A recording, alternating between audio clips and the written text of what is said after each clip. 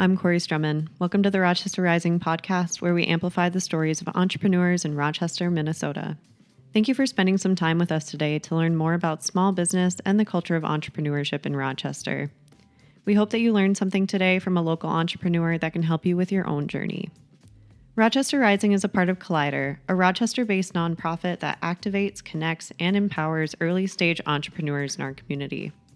You can learn more about Collider and how our organization can help accelerate and assist your journey at collider.mn. Today on the podcast, we chat with Meghann Southwick about her event coordination agency, Brandpop. Let's get started. Well, welcome, Meghann. Thank you for being here. Thanks, Corey. I'm super excited to be here. Sweet. Well, to get started, tell me a little bit about you. What are some of your hobbies, interests, and pastimes? Yeah, so talking about myself, I have two boys. One is 8 and one is 2. Family is super important to me. I have one dog as well that takes up our house, and his name's Oli, and then Logan, who is my significant other. As far as hobbies go, they take up a lot of my time along with work. Understandably. But anything around food and fun flavor. So, like, we love going to different restaurants and trying out new food or craft beer. Fitness is a huge part of my life, too. It's kind of like what keeps me sane. Yeah, totally. So running, or I got a Peloton not that long ago. Nice. It's good for the winter, right? Absolutely. Also, we really enjoy going to farmers markets, local events, listening to podcasts, all the true crime, mystery stuff is super fun. Yes. I really love my jobs too, so that takes up a lot of my time, honestly. Absolutely. Well, what kind of brought you to Rochester, and what would you say keeps you here? Yeah, so I am from here. I went to Byron High School. Sure. Graduated in 2006, and then I went to Concordia College in Moorhead. Graduated with a BA from mass communication. And then I came back to Rochester for a little bit and worked in hotels, after I graduated. And then I just kind of felt like there weren't a ton of opportunities here at the time. It was kind of a weird time, I feel like, in Rochester, where coming from a tri-college area, there were a ton of opportunities in the field that I wanted to be in. Yeah, absolutely. And it wasn't quite happening here yet.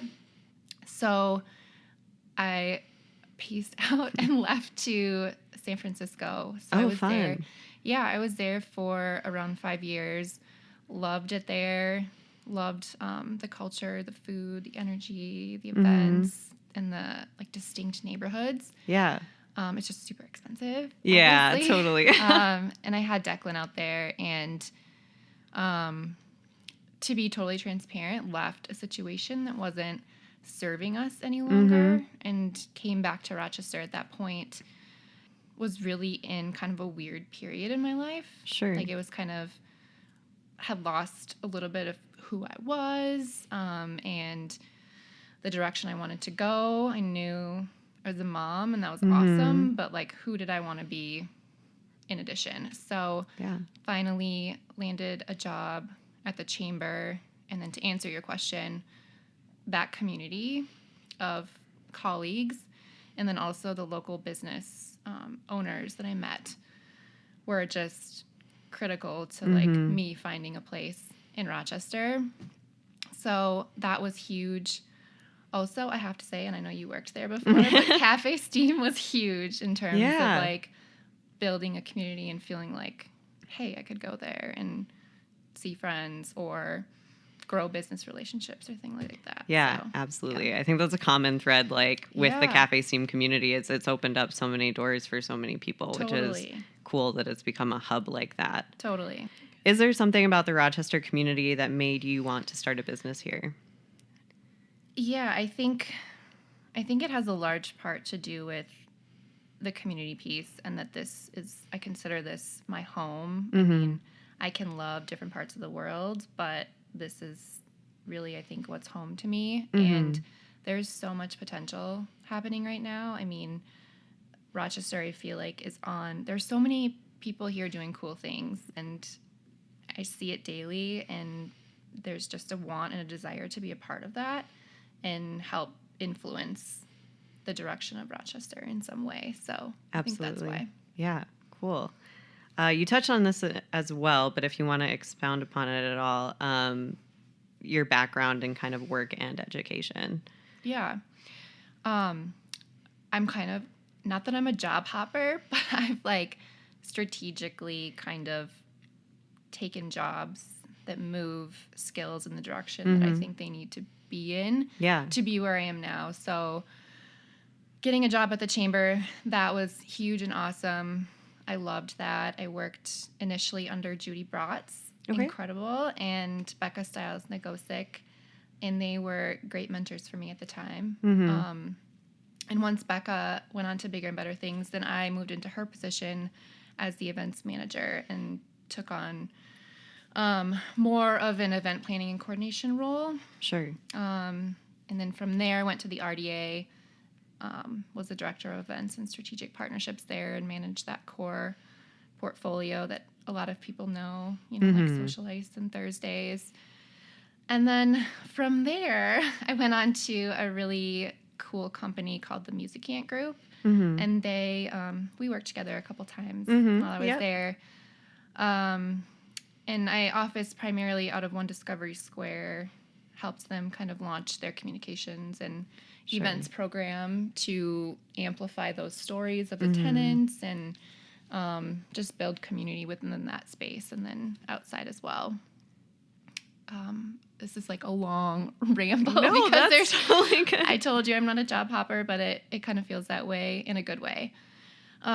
So from there, I went on to do some hotel sales again, which I did in San Francisco. And at that point, I really realized, like, okay, creativity is my thing and events are my thing. And there were some other things in there too, but yeah. So obviously, as you just said, you've been planning events in Rochester for quite a long time through several organizations. What initially drew you into event coordination, and what inspired you to branch out on your own to create Brandpop? Yeah, I think I'm drawn to the chaos of events, and I have a knack for managing it, and I just love the energy that it brings me.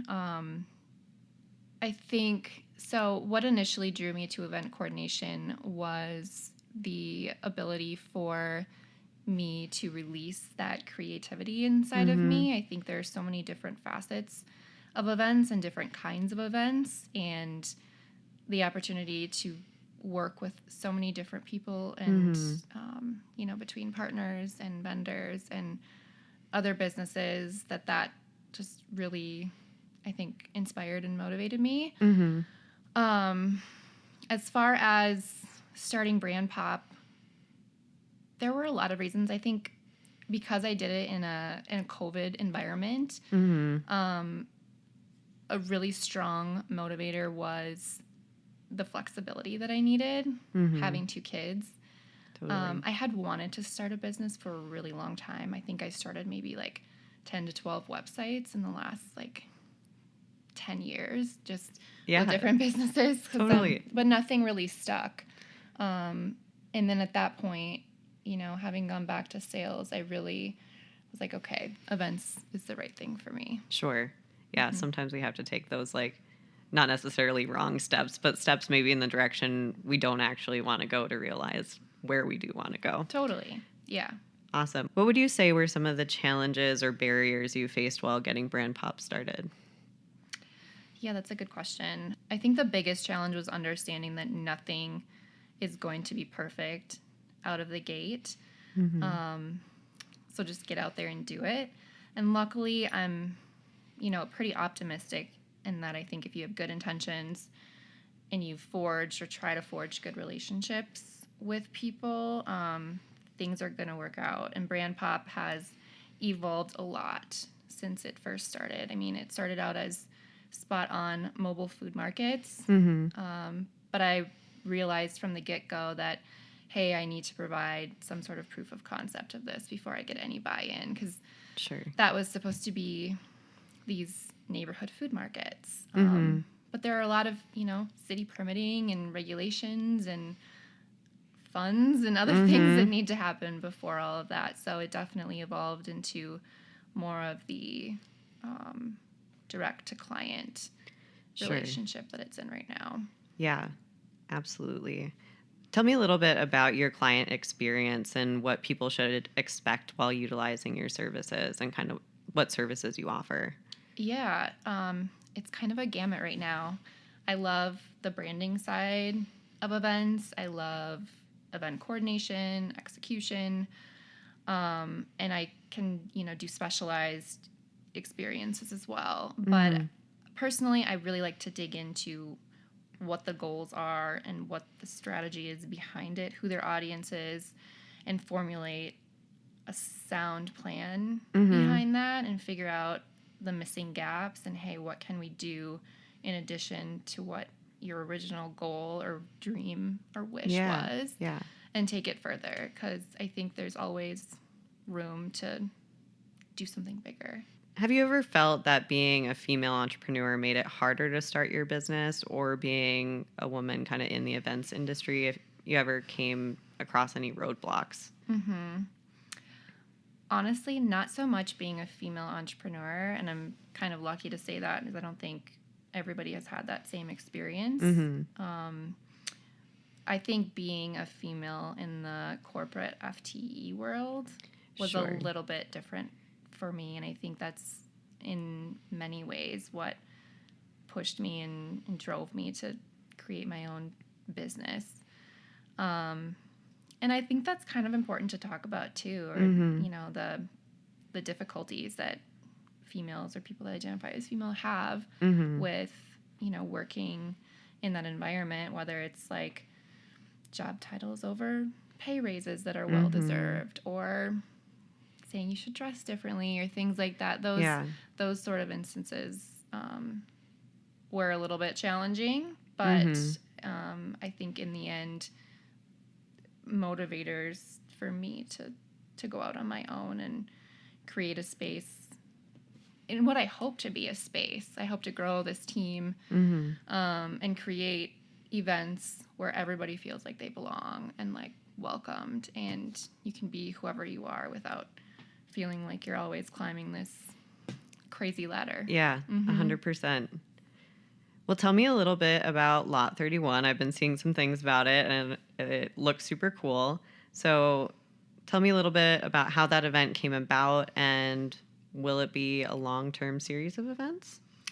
I hope so. That was such a fun series and opportunity, and how it came about, the Mayo Clinic, specifically the St. Mary's nursing leadership team, actually came to the RDA, who I've worked with a lot within Brandpop, asking for them to help them with bringing that to life. And they are, stretched so thin, doing so much in the community already. They connected me to Bridget, and we discussed, plans and goals, and just started out in that kind of space, figuring out what they really wanted to do and who it was for and why, and came up with something, I think, that ended up being really cool and offered both the nursing community at St. Mary's, physicians, visitors, staff, that entire space,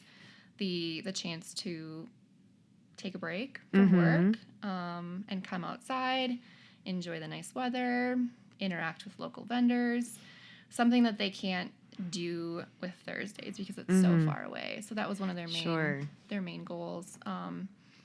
But it also was available for the community too. So we kind of mixed that in as well. Yeah, totally. It seemed like a little oasis just in that lot there. So how would you say that kind of the final result compared to the initial vision that was presented to you?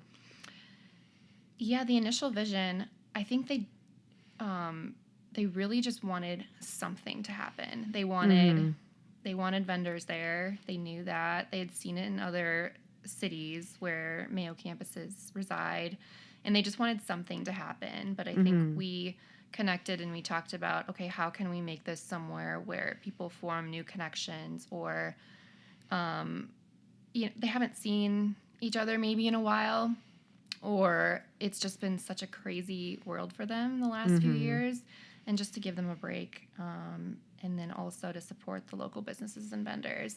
And it turned into something that was more colorful and I think memorable potentially than what we originally discussed in the beginning. And I think that has a lot to do with the value they put on it internally. So huge kudos to them. I think it was a great event.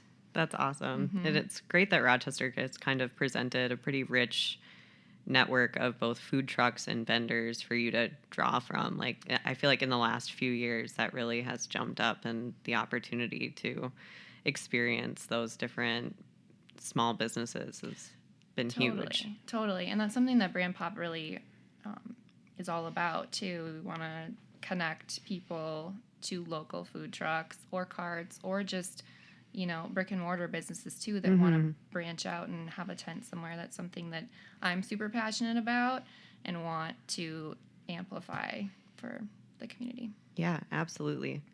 What do you find most rewarding about your work?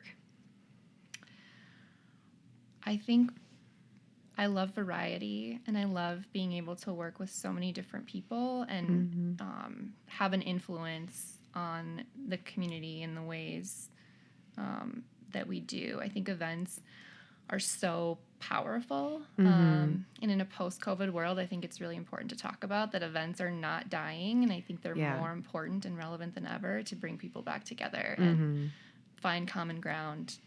So I think the chance to be able to do that for both attendees while also providing this cool space for businesses, clients, partners to be able to talk about their own businesses, services, products, whatever, that's really rewarding. Do you have any big plans and dreams for the future? Yes, I have a lot of big plans and dreams for Brandpop, definitely. A large arm of Brandpop that hasn't, I think, been used to its full potential is the experiential marketing arm. So doing some more targeted, owned, branded campaigns for clients that are, different and memorable. There's still some partnerships that need to happen to make that work. And then Spot On is still out there, what Brandpop was originally intended to be, those mobile food markets. So bringing that more into the mix to create those neighborhoods in Rochester that I think it's kind of missing a little bit. We don't have... absolutely. Yeah, we have a lot of, the strip malls and things, and, that's just how Rochester is. But how can we bring local brick and mortar restaurants or food trucks or food carts into the neighborhoods to, connect them a little bit better? I think that would be really fun. So absolutely. Totally. That's something about the cities that I'm always envious about, is just that, you can have that corner bar or like that corner market. And that really is lacking in Rochester, I think, due to some permitting issues and whatnot. But but they're working on it. Yeah, it's good. getting a lot better. Yay. I'm always happy to hear that. Well, if you were to give a piece of advice to kind of an aspiring entrepreneur, what would you tell them? Yeah, I would say, honestly, go for it. Think futuristically, and then surround yourself with people and ideas and thoughts that inspire and motivate you. I think it's so important who you surround yourself with. Also, I have a lot of ideas around this, but look in the future and ask yourself, can I see myself doing this long term? And do I see potential for this to evolve and grow? And if your answer is no, then I don't think that's the right thing for you, because I spent a lot of time, like I mentioned, over the last, 10 years thinking like, oh, I'm going to start this business. And then it's like, no, it's not my passion, so I'm not going to do it. So you just have to have that passion behind you to like be able to do this long term and want to continue working on it. Also, I think business plans are kind of for the birds. Fair enough. Sometimes they're worth it, but I think for me, I got so stuck in the weeds on like, okay, this bullet point and this number. I just didn't put myself out there right away and start working with clients and bringing in, the dollars to be able to invest back into the business and keep it going. And then finally, if you're multi-passionate like I am, I have a cottage food business as well. Oh, cool. So I think if you're multi-passionate, you want to do more than one thing, kind of serial entrepreneur-ish. Think about how those businesses can kind of feed off of each other. Work together, Yeah, I think that's been really fun for me to be able to create events where Ballsy, my cottage food business, can then vend at, and, vice versa. So I think it's, just think ahead, think long term, and totally have fun. Yeah, starting a business is a lot of work, so you may as well plan ahead and make sure that you're not putting energy into something you'll be over in like 2 years. Exactly. You nailed it. Sweet. Well, thank you so much for being here, Meghann, and for sharing your story. Absolutely. Thanks for having me. Thanks so much to Meghann for sharing her story. You can learn more about Brandpop by clicking the link in our show notes. And thank you for tuning into the podcast today. We are so appreciative of your time spent listening and of your support of our work here at Collider. If you know an entrepreneur who would benefit from the conversation today, please share this podcast with them so that they can benefit from the experience of other business owners in the community. We release a podcast episode once a month here at Rochester Rising, which you can find on the Collider website or wherever you best like to listen to your podcasts, including on YouTube. We launched Rochester Rising in 2016 to tell stories of entrepreneurship taking place within the city of Rochester, Minnesota, especially stories that otherwise would not have been told, and to take the time to understand each entrepreneur and what their experience has been like in this community. If you find value in this podcast, please consider donating and lending support to Collider's efforts to share the stories of Rochester entrepreneurs and inspire others on their journey. You can find more information about our tip jar and how to donate in our show notes. Thanks again for tuning into the Rochester Rising podcast.